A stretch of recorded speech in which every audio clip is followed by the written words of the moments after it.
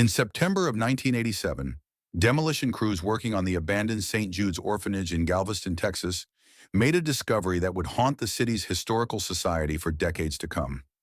Sealed behind a false wall in what had once been the institution's medical office, they found a leather-bound journal wrapped in oilcloth, pristine despite nearly a century of Texas humidity and neglect.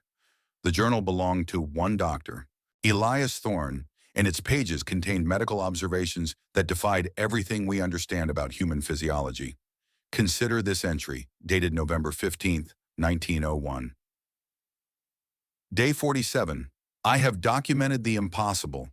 The girl Lilith suffered a compound fracture of her left radius yesterday during what matron Blackwood termed a playground mishap. I set the bone myself, applied a proper splint, and administered laudanum for the pain. This morning I found her arm completely healed, not scarred, not even slightly tender to the touch. There is no evidence the bone was ever broken. The other children speak of her in whispers, crossing themselves when they think no one is watching. God help me, I begin to understand why. But that was merely the beginning of Dr. Thorne's impossible case file. His journal chronicles dozens of similar incidents: a severe concussion that vanished overnight, third-degree burns that left no trace by morning, even a documented case of what appeared to be pneumonia that cleared completely within hours of diagnosis. Each incident centered on the same patient, an 8-year-old girl named Lilith, who had allegedly been at St. Jude's longer than any other resident. The journal's final entry, dated December 23, 1901, consists of a single line repeated 37 times in increasingly erratic handwriting. She is not a child. She is not a child. She is not a child. For 86 years, this journal remained hidden, its contents known only to a select few who deemed its revelations too disturbing for public consumption. The Galveston Historical Society received the journal along with other artifacts from the demolition, but it was quietly archived in their restricted collection, marked sensitive material, researcher access only. Even the demolition foreman who discovered it admitted in a 1988 interview that he didn't sleep right for months after reading just the first few pages. Tonight we breach that silence. We excavate the buried truth of what transpired at St. Jude's Orphanage during those final months of 1901, when modern medicine collided with something ancient and unspeakably wrong. If you're ready to uncover the medical horrors hidden in America's forgotten institutions, subscribe now and join thousands of truth seekers who refuse to let history bury its darkest chapters. Tell us in the comments, what abandoned buildings in your hometown carry secrets too dark to remember? What institutions once operated in your area under the guise of charity and care? But first, let us return to the autumn of 1901, when a young doctor arrived in Galveston with high hopes and pristine medical credentials, unknowingly stepping into a nightmare that would consume not only his career, but his very sanity, and perhaps his soul. The Texas of 1901 existed in a state of perpetual reinvention, a land where the past was something to be overcome rather than remembered. Less than 4 decades had passed since the end of the Civil War, and the wounds of Reconstruction still festered beneath a veneer of industrial progress and willful optimism. This was a state learning to forget the shame of defeat, forget the chaos of occupation, forget the thousands who had died for a cause that history would judge harshly. Oil had been discovered at Spindletop on January 10th of that year, transforming Texas from an agricultural backwater into the beating heart of America's new petroleum economy virtually overnight. The Lucas Gusher alone produced more oil than the rest of the world combined, drawing fortune seekers, speculators, and desperate souls from across the nation and beyond. Cities swelled beyond their capacity to house or govern their new populations, creating a vast underclass of displaced persons, widows, orphans, broken men, and women whose lives had been shattered by war, economic collapse, or simple misfortune. Galveston itself bore the particular scars of recent catastrophe. The Great Hurricane of September 8, 1900, still remembered as the deadliest natural disaster in American history, had claimed between 6,000 and 12,000 lives. Exact numbers were impossible to determine, as entire families had simply vanished without trace. The storm surge had reached 15 feet in some areas, turning the island city into a temporary sea filled with debris, bodies, and the screams of the dying. In the aftermath, survivors faced losses that defied human comprehension. Children wandered the wreckage calling for parents who would never answer. Adults emerged from collapsed buildings to discover that everyone they had ever loved lay dead beneath tons of splintered wood and twisted metal. The very concept of family, of community, of continuity with the past had been swept away as surely as the buildings themselves. Mass graves were dug when individual burials became impossible. Bodies were loaded onto barges and dumped at sea when even mass graves proved insufficient. The city's records, maintained in buildings that no longer existed, offered no guidance for identifying the dead or tracking the living. Children found wandering the ruins could not be matched with any surviving relatives because there were no records to consult and no relatives left to make the identification. In such circumstances, charitable institutions flourished like weeds after rain. Churches, benevolent societies, and well-meaning philanthropists rushed to establish orphanages, homes for the elderly, and asylums for those whose minds had shattered under the weight of their losses. The state government, overwhelmed by the sheer scale of human suffering and focused primarily on economic reconstruction, was pathetically grateful for any organization willing to assume the burden of caring for the displaced and ask precious few questions about their methods, their funding, or their long-term outcomes. This was the perfect environment for institutions that preferred to operate without scrutiny. A facility could claim to house dozens of orphans, receive state funding and private donations, and face no meaningful oversight as long as they produced the occasional positive report and kept their residents from becoming public nuisances. Death rates among institutionalized populations were expected to be high. These were traumatized, often sickly individuals living in crowded conditions during an era when medical science remained primitive by modern standards. If certain residents seemed to remain in institutions far longer than normal adoption processes would suggest, well, perhaps they were simply difficult cases. If staff turnover at particular facilities seemed unusually high, perhaps the work was more challenging than expected. If certain institutions required remarkably few resources despite claiming to house dozens of souls, perhaps their administrators were simply more efficient than most. The Texas of 1901 wanted to believe in miracles. Its people had witnessed too much death, too much destruction, to question apparent blessings. If a child survived impossible injuries, if an institution maintained perfect order among dozens of traumatized orphans, if a facility's residents displayed unusual longevity despite their unfortunate circumstances, well, these were surely signs of divine providence rather than cause for investigation. This willful blindness, this desperate hunger for good news in a world that had provided precious little, would prove to be exactly what certain institutions needed to conduct their work undisturbed. And no institution would exploit that blindness more thoroughly than St. Jude's Orphanage, where the impossible had become routine and the unthinkable had become policy. Dr. Elias Thorne arrived in Galveston on the morning ferry from Houston, carrying with him a single leather medical bag worn smooth by years of house calls, a trunk of textbooks whose margins bore the careful annotations of a devoted scholar, and the crushing weight of a reputation he was desperate to escape. At 29, he possessed the kind of classical education that immediately marked him as Boston aristocracy.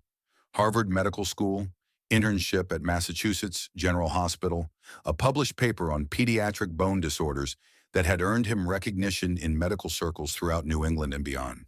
His thesis on accelerated healing responses in traumatic pediatric injuries had been presented at the American Medical Association's annual conference in 1899, where it had generated considerable interest among colleagues who dealt with the particular challenges of treating injured children. Thorne had documented cases where young patients recovered from serious injuries far more rapidly than medical literature suggested possible, and he had developed theories about the enhanced regenerative capabilities of developing human tissue. Yet here he was, 2 years later, accepting a position at a Texas orphanage for a fraction of what he might have commanded at any respectable hospital. Those who bothered to inquire were told he sought adventure in the frontier territories and wished to apply his pediatric expertise to the most deserving population. But the truth was far less romantic. A scandal involving experimental treatments on charity patients had made his continued practice in Boston not merely difficult, but dangerous. The incident had begun innocently enough. Working with children at Boston City Hospital's charity ward, Thorne had become fascinated by cases where young patients displayed remarkable recovery rates following procedures he had developed based on his research. His techniques, which involved carefully controlled applications of what he termed regenerative stimulation, seemed to accelerate natural healing processes in ways that defied conventional medical understanding. The problems arose when Thorne began applying these techniques without proper consent from hospital administrators or patients' guardians. His methods, while apparently effective, involved procedures that more conservative colleagues deemed experimental to the point of recklessness. When a prominent city councilman's nephew, a charity case being treated at the hospital as a gesture of civic goodwill, died during one of Thorne's procedures, the resulting investigation revealed a pattern of unauthorized experimentation that had been conducted on dozens of indigent children over a period of 18 months. The medical board had not formally censured him, but certain doors had closed permanently, and certain colleagues no longer returned his correspondence. Hospital positions throughout New England became mysteriously unavailable. Private practice opportunities evaporated when potential patients' families learned of his history. The scandal had been kept largely out of the newspapers through the influence of Harvard Medical School, which had no wish to see one of its graduates publicly disgraced. But word traveled quickly through professional circles. Thorne was a man of medium height with prematurely gray temples that lent him an air of distinguished melancholy. His hands, crucial to his profession, remained steady despite his recent troubles, and his pale blue eyes retained the intensity of someone who believed medicine could solve any puzzle if one simply observed carefully enough and applied proper scientific methodology. He possessed the kind of restless intelligence that had made him a brilliant student but a problematic colleague, always questioning established practices, always pushing the boundaries of what his profession considered acceptable. He had come to Texas believing that a few years of honest service among the less fortunate would restore his reputation and perhaps his faith in his chosen calling. The work might be humble, but it would be honest, and it would allow him to apply his specialized knowledge to a population that desperately needed competent medical care. He could not have known that St. Jude's Orphanage had specifically requested a doctor with a flexible approach to conventional medicine, extensive experience with pediatric cases, displaying unusual healing characteristics, and limited local connections. Matron Eleanor Blackwood had managed the St.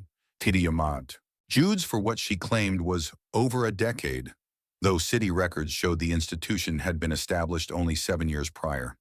This discrepancy would have troubled a more suspicious observer, but Eleanor possessed the rare gift of inspiring immediate trust in those who met her, a quality that had served her well throughout a career spent managing vulnerable populations.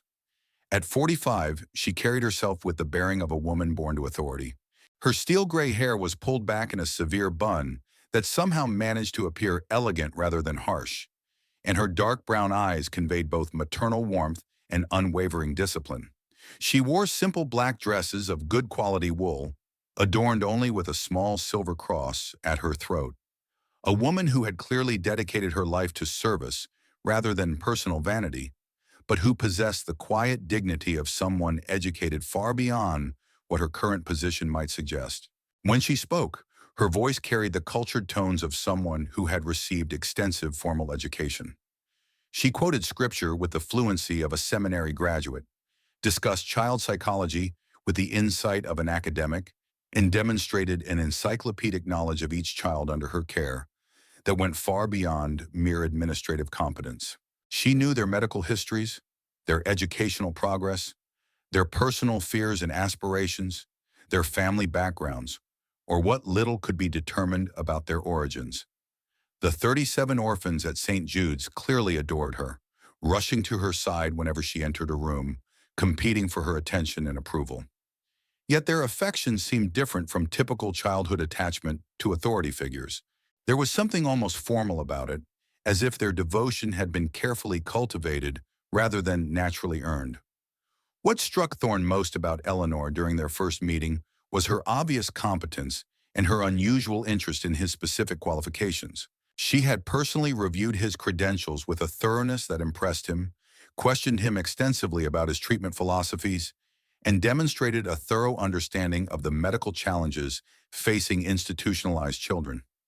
She spoke knowledgeably of nutrition, hygiene, and the particular psychological needs of orphan youth, but she seemed especially interested in his research into accelerated healing responses.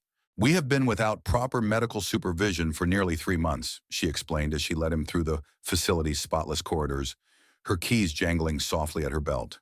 Dr. Morrison's departure was rather sudden. "I do hope you'll find our environment more conducive to your work than he apparently did." She did not elaborate on the circumstances of Dr.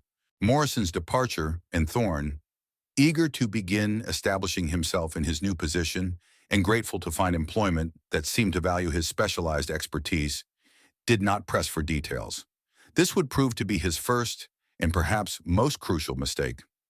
The orphanage itself seemed almost impossibly well managed for an institution housing nearly 40 children, ranging from the traumatized to the potentially dangerous.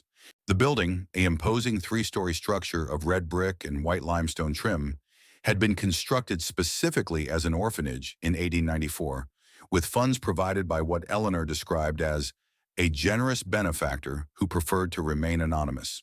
The architecture was both practical and pleasant: high ceilings for proper ventilation, large windows for natural light, wide hallways that could accommodate the movement of dozens of children without creating the chaos typical of institutional settings. And then there was Lilith. Dr. Thorne's initial impressions of St. Jude's bordered on the miraculous. In an era when orphanages were synonymous with squalor, disease, and barely controlled chaos, Eleanor Blackwood had created what appeared to be a model institution. The children, ranging in age from 5 to 16, were not merely clean and well-fed. They radiated the kind of robust health that money could not buy and discipline alone could not create. The daily routine impressed him immediately. Each morning at precisely 6 o'clock, the children rose without complaint, dressed in identical but well-maintained clothing, and proceeded to the dining hall for breakfast that would have been generous in a middle-class household.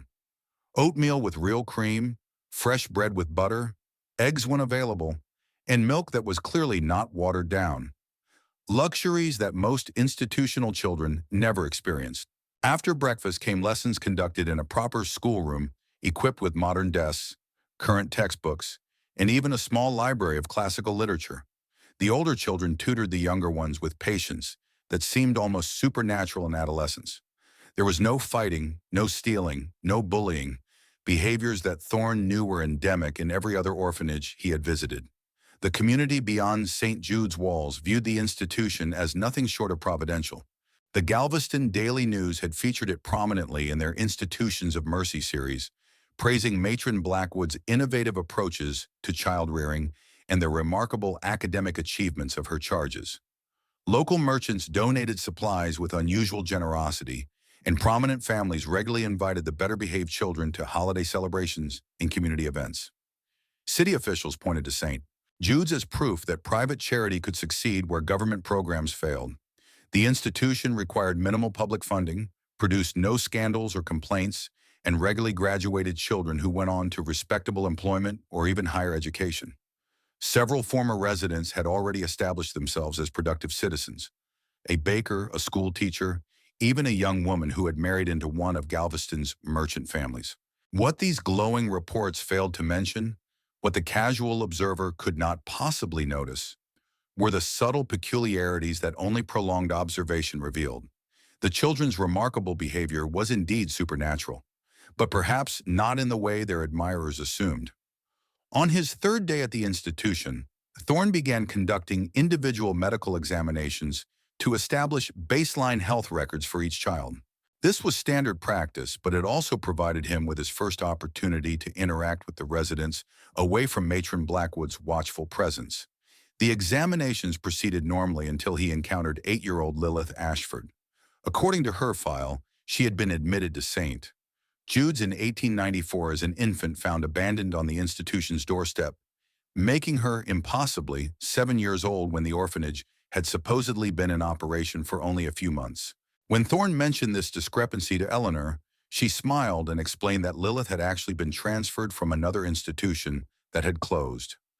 poor dear has been in institutional care her entire life," Eleanor said with apparent sympathy.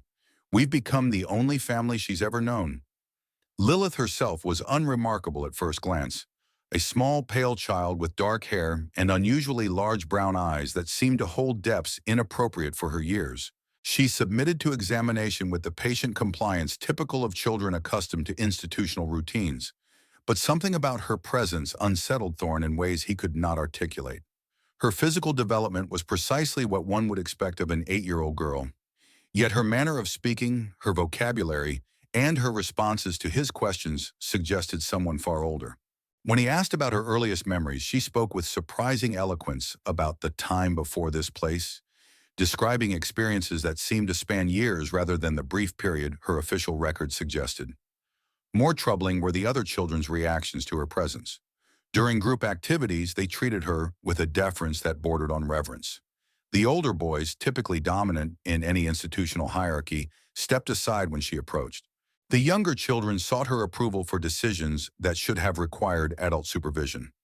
Even the adolescents, usually dismissive of anyone beneath their age group, listened when she spoke and followed her suggestions without question.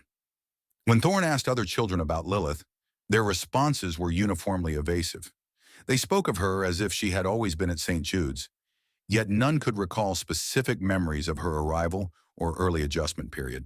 Several children made cryptic references to her, helping them understand the rules and making sure they stayed safe, but they seemed reluctant to elaborate on what these dangers might be.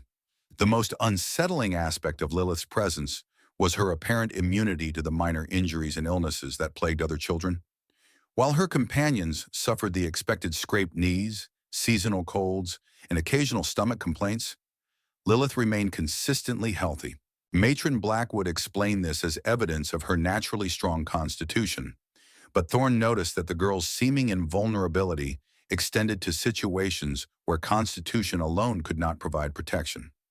During his first week at St. Jude's, Thorne witnessed Lilith take a serious fall down a flight of stone steps, a tumble that should have resulted in significant bruising at minimum. Yet when he examined her immediately afterward, he found no evidence of injury beyond a slight tear in her dress. The girl herself seemed entirely unbothered by the incident, brushing off his concerns with the casual indifference of someone accustomed to such experiences. It was then that Thorne began keeping the private journal that would eventually be discovered behind the false wall of his office. Thorne's growing unease began with details so subtle that a less observant man might have dismissed them entirely. It started with Lilith's hands, soft, unmarked by the calluses and small scars that marked every other child in the institution. Children who worked in kitchens bore knife nicks and burns. Those who helped with laundry showed the rough skin that came from handling harsh soaps. Even the youngest displayed the inevitable marks of childhood accidents and misadventures. Lilith's hands remained pristine, as if she had never performed manual labor or suffered the slightest injury. Thorne began documenting these observations in his private journal, initially viewing them as curiosities rather than evidence of anything sinister.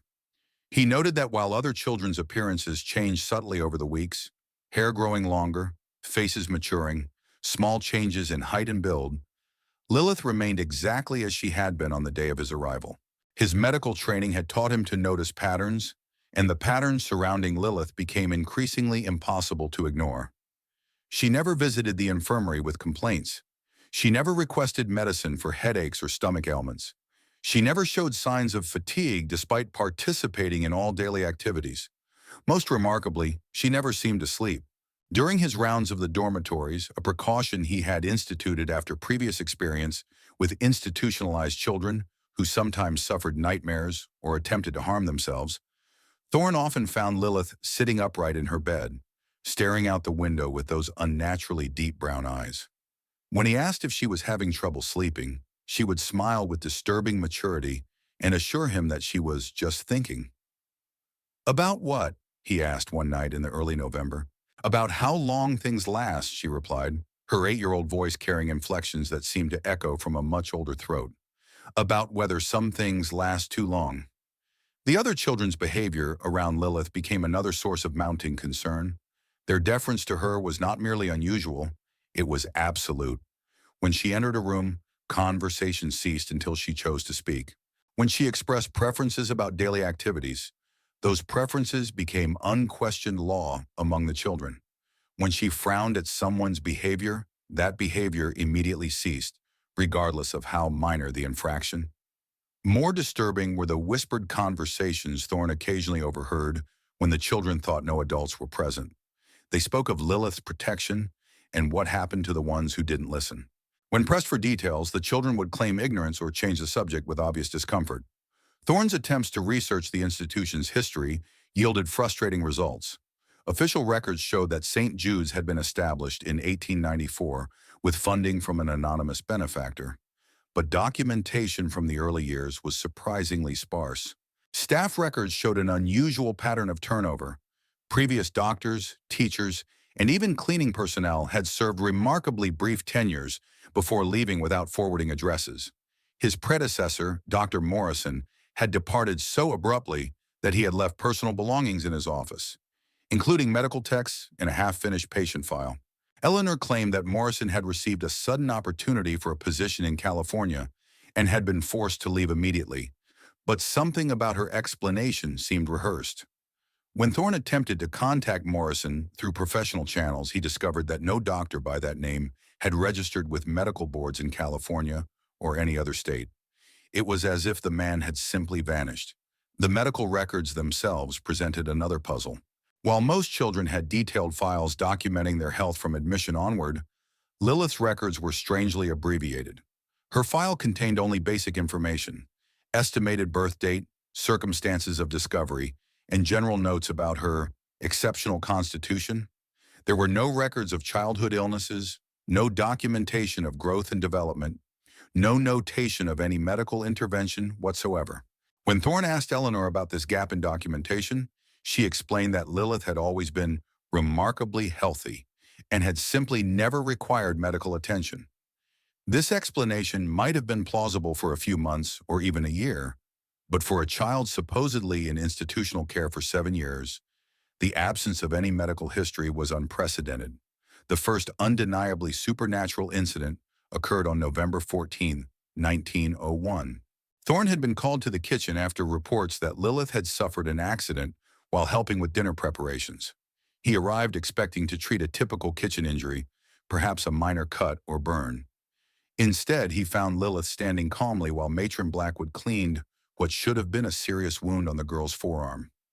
According to witnesses, Lilith had slipped while carrying a pot of boiling water, spilling the contents directly onto her exposed skin. The other children described hearing her cry out in pain and seeing the immediate redness and blistering that indicated a severe burn. Yet by the time Thorne arrived, less than 10 minutes after the accident, he could find no evidence of injury. The girl's arm showed no redness, no blistering, no sign that hot water had ever touched her skin. Her clothing bore damp spots consistent with spilled water, and the floor showed evidence of the accident. But Lilith herself appeared completely unharmed. When Thorne examined her arm more closely, looking for any sign of rapid healing or unusual skin condition that might explain her apparent immunity to injury, he found something that chilled him to the bone. Under magnification, Lilith's skin showed a network of microscopic scars, thousands upon thousands of tiny marks that suggested a history of injuries that had healed with impossible perfection. That night, Thorne wrote the first of many journal entries that would document his growing horror. I begin to suspect that I have encountered something that challenges every principle of medical science I hold dear. The child Lilith displays characteristics that cannot be explained by any known physiological condition. Her apparent immunity to injury, her lack of growth or development, her strange influence over the other children. These phenomena suggest possibilities I dare not yet commit to paper. As November progressed, Thorne's observations of Lilith took on an increasingly urgent quality. He began conducting surreptitious examinations whenever possible, documenting anomalies that grew more disturbing with each encounter. Her pulse was unusually slow, barely 40 beats per minute, yet she showed no signs of the fatigue or weakness that should accompany such bradycardia. Her body temperature consistently measured 2 degrees below normal, yet she never seemed cold or showed any signs of circulatory problems. Most unsettling was her apparent lack of appetite. During communal meals, Thorne noticed that while Lilith went through the motions of eating, she actually consumed very little food.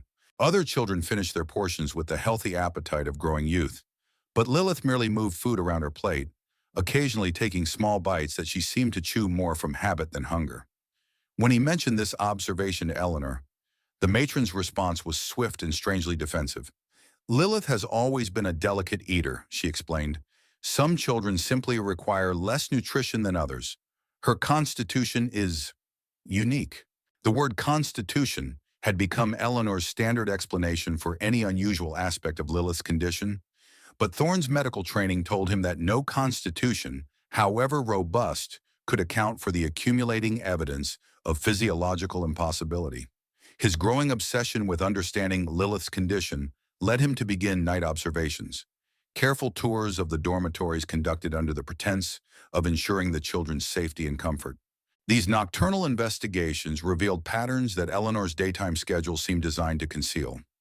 On the night of November 20th, Thorne discovered that Lilith's bed was empty. A careful search of the building led him to the basement, where he found a room that had not been included in his initial tour of the facilities.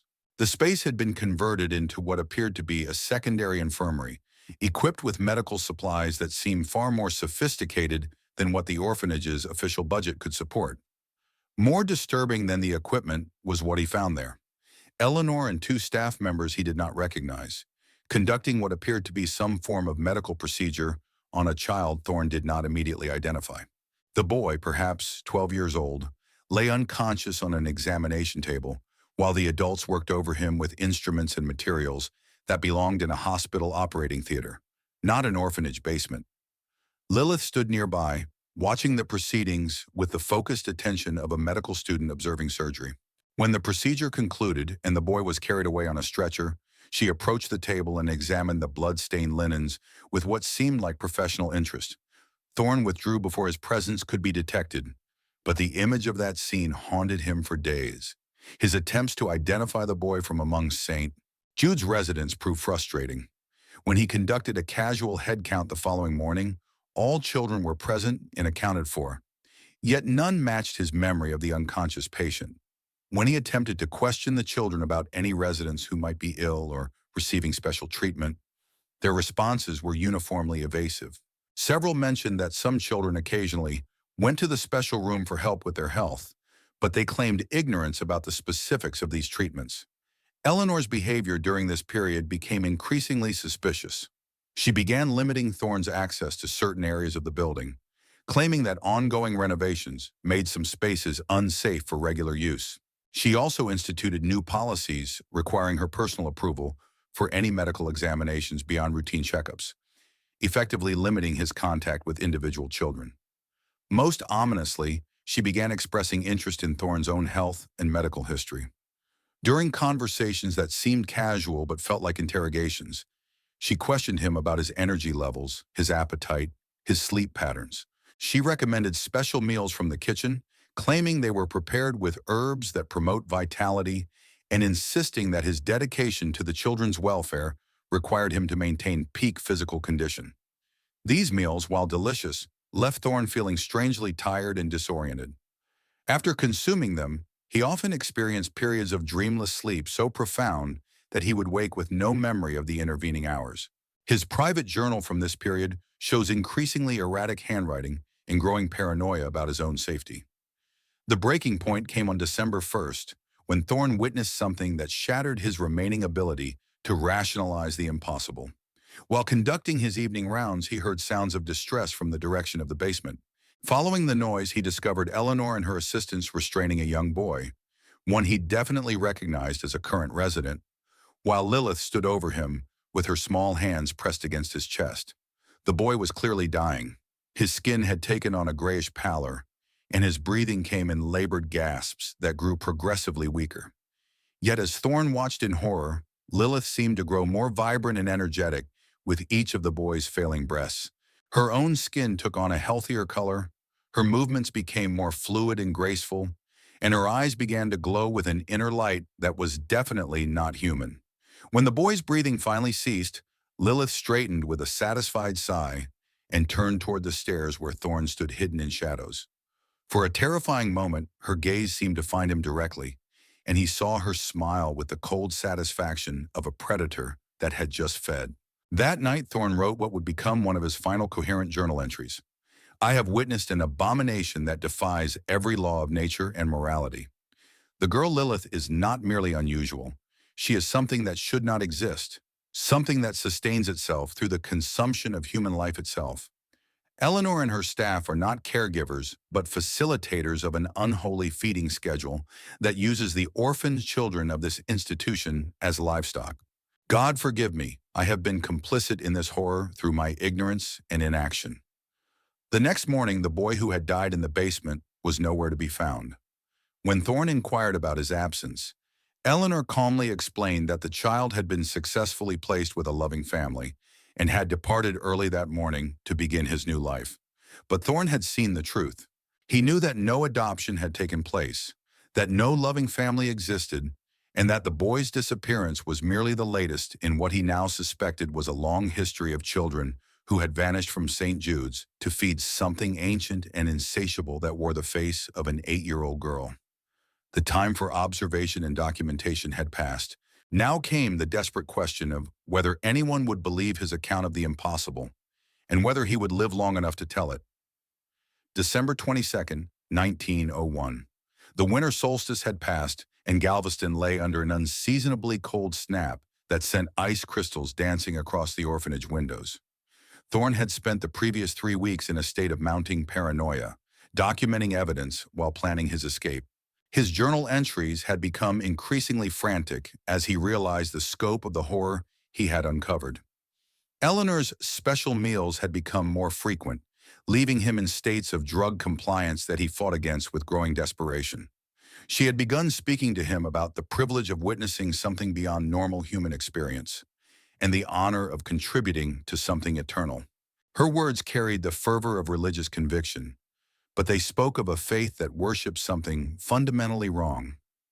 That night, Thorne was awakened by sounds he had come to dread, hushed voices and careful footsteps moving through the corridors toward the basement. But this time was different.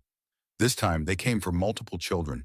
Following at a careful distance, he watched Eleanor's assistants, faces he now recognized as something other than human staff, leading a procession of 6 children down the stone steps. The children moved with the glazed compliance of the heavily sedated, their eyes unfocused and their movements mechanical. In the basement chamber, now revealed in its full, horrific purpose, Thorne witnessed the culmination of months of careful preparation. The room had been transformed into a ritual space, with symbols carved into the stone walls and a complex arrangement of metal instruments that seemed designed for purposes far removed from medical care. Lilith stood at the center of it all, no longer maintaining the pretense of childhood. Her 8-year-old form remained unchanged, but her presence filled the space with an authority that made Eleanor and her assistants seem like servants rather than administrators. When she spoke, her voice carried harmonics that resonated in frequencies human ears were never meant to process. The harvest has been carefully planned, she said, addressing Eleanor with the tone of a master instructing a favored servant. These 6 should sustain me through the spring, when fresh stock arrives from the hurricane orphans in Houston. Thorne watched in paralyzed horror as the truth of St. Jude's operation was laid bare. The orphanage was not merely a feeding ground for Lilith's unnatural hunger. It was part of a network. Other institutions, other charitable organizations, all serving the same impossible purpose across multiple states. The great disasters that created orphan populations were not random tragedies, but opportunities carefully exploited by something that had been feeding on human misery for decades. The ritual began with Eleanor's assistants restraining the sedated children while Lilith moved among them like a physician making rounds. But instead of providing care, she was preparing them for consumption. Her small hands traced patterns on their skin that left faint luminescent marks, and with each touch the children seemed to grow weaker, while Lilith's presence became more substantial. Dr. Thorne, Lilith's voice carried across the chamber with impossible clarity. Please join us. Your participation in tonight's harvest will complete your education. She had known of his presence all along. The weeks of careful observation, the hidden documentation, the desperate planning, all of it had been permitted, perhaps even encouraged, for reasons that now became terrifyingly clear. Your predecessor, Dr. Morrison, chose to resist rather than understand. Eleanor explained as her assistants moved to block Thorne's escape routes. His remains contributed to our work in a different way. We had hoped you might prove more adaptable. The first child, a boy Thorne recognized as Tommy, age 7, admitted after losing his parents in a factory fire, convulsed as Lilith's feeding began in earnest. The boy's life force, visible now as streams of golden light, flowed from his body into Lilith's small form. As Tommy aged rapidly, his hair whitening and his skin wrinkling, Lilith's appearance became more vibrant and her movements more fluid. She is the last of her kind, Eleanor continued with the pride of a museum curator displaying a prized artifact. A remnant from an era when things like her walked openly among humanity. The modern world has no place for such beings, so we create places like this. Sanctuaries where the old hungers can be satisfied without attracting unwanted attention. Thorne broke from his paralysis as the second child began to die. His medical training, his oath to do no harm, his basic human decency, all of it overcame his terror as he lunged toward the table where another boy lay dying. But Eleanor's assistants were ready for him. The struggle was brief but violent. Thorne fought with the desperation of a man who knew he was witnessing humanity's darkest secret. But his opponents possessed strength that seemed drawn from the same unnatural source that sustained Lilith. As they held him, forcing him to watch the systematic murder of 6 innocent children, Lilith completed her feeding with obvious satisfaction. Your documentation will be invaluable, she told him as the last child's life flickered out. Future physicians must understand what they serve when they accept positions at institutions like ours. Your journal will educate them about the privileges and responsibilities of their calling. Thorne's escape came not through heroism, but through Eleanor's miscalculation. The massive feeding had left Lilith in a state of temporary satiation that made her careless, and the disposal of 6 bodies required more attention than usual. In the chaos of cleaning up the harvest night's evidence, they left him unguarded for precious minutes. He fled into the December night carrying only his journal in the desperate hope that someone, somewhere, would believe his account. But Galveston in 1901 was not prepared to accept testimony about supernatural predators masquerading as charitable institutions. The authorities who received Thorne's frantic reports treated them as the ravings of a man suffering from nervous exhaustion. His documented history of experimental medical practices in Boston made him an unreliable witness, and his claims about children aging rapidly and life force being consumed were dismissed as hallucinations brought on by overwork and guilt. When investigators visited St. Jude's, they found a model institution operating exactly as its public reputation suggested. Eleanor presented records showing that the 6 children Thorne claimed to have seen murdered had been successfully placed with loving families in other states. The children who remained displayed no signs of trauma or unusual treatment. Lilith herself, when interviewed, presented as a perfectly normal 8-year-old girl who expressed concern for the sick doctor who seemed so upset. Thorne was quietly committed to the Galveston State Hospital for the Insane on January 15, 1902. His attending physician's notes describe a patient suffering from acute paranoid delusions with religious overtones and systematic hallucinations involving impossible medical phenomena. He died in custody on March 3, 1902, officially from complications of pneumonia, though staff noted his rapid physical decline and his persistent claims that something was draining him from the inside. Jude's orphanage continued operating until 1903, when it quietly closed after Eleanor announced her retirement. Official records indicate that all remaining children were successfully transferred to other institutions or placed with families. The building was sold to private investors and later demolished to make way for commercial development. But the network Thorne had glimpsed survived. Institutions with similar characteristics appeared in cities recovering from disasters.